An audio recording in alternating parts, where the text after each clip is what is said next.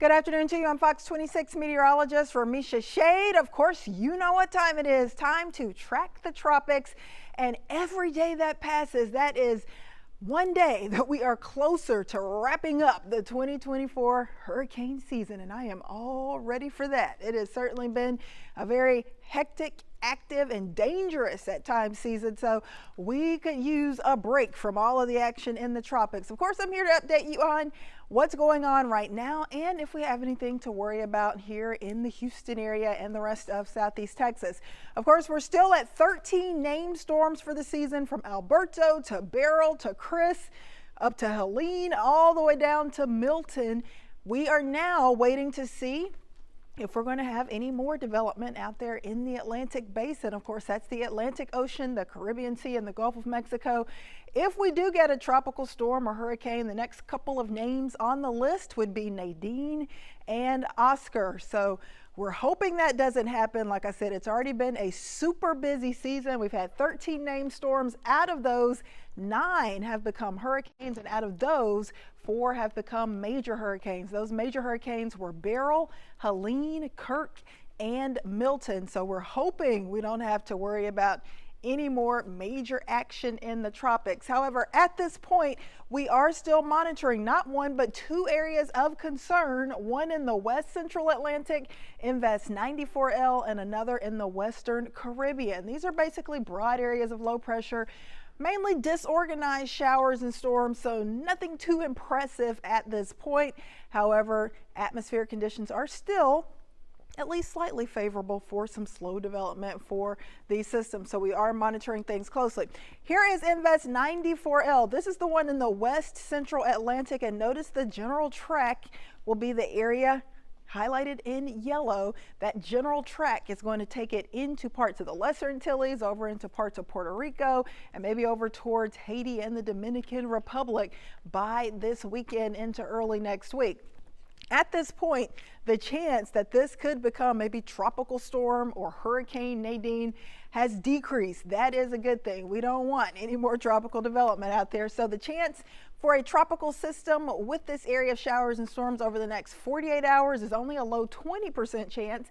And the chance for a tropical system to develop out of this over the next 7 days is still a low 30% chance. Of course, if you were watching earlier in the week, we were up to a medium 60% chance that this would become basically our next tropical system. So it does not appear that there will be any major development with this area of low pressure. It also appears that if nothing develops in the next couple of days, that window for development likely starts to decrease because that system will run into some unfavorable upper level winds. So that is certainly some good news. We're also monitoring another area of disturbed weather. Here is Invest 94L, that one with the low chance for development, but you also see another big blob of showers and storms, convection in the western part of the Caribbean. And that is yet another broad area of low pressure that could potentially turn into a tropical system.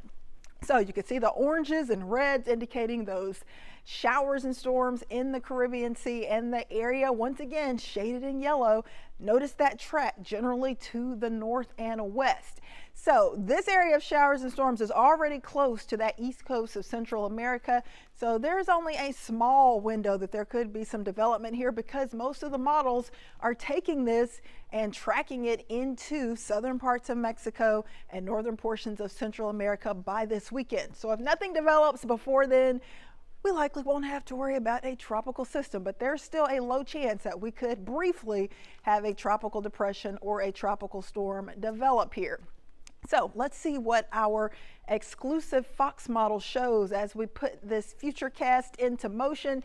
Notice here we're going to stop the clock around Friday, 7 p.m. Still an area of showers and storms getting closer to the Yucatan Peninsula, but still out over that warm water in the western Caribbean. So like I said, low chance over the next day or so that we could have a brief tropical depression or tropical storm. However, that window is small because by Saturday evening, 8:15 p.m., notice this area of disturbed weather beginning to make landfall across parts of the Yucatan Peninsula and northern portions of Central America. So there will definitely be some burst of heavy tropical rain, tropical downpours across the Yucatan Peninsula this weekend, and also farther inland into portions of southern Mexico, northern portions of Central America.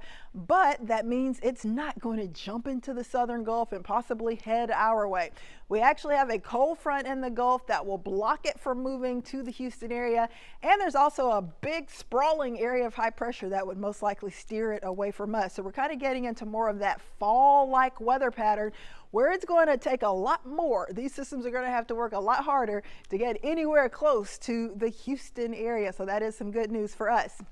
Here is something else that I want to show you and I want you to make note of. Water temps have been unseasonably and unusually warm really before the season started and definitely during this hurricane season. But now look at this, those 80s, water temps in the 80s, that balmy water that we've been showing you every day during hurricane season really starting to disappear.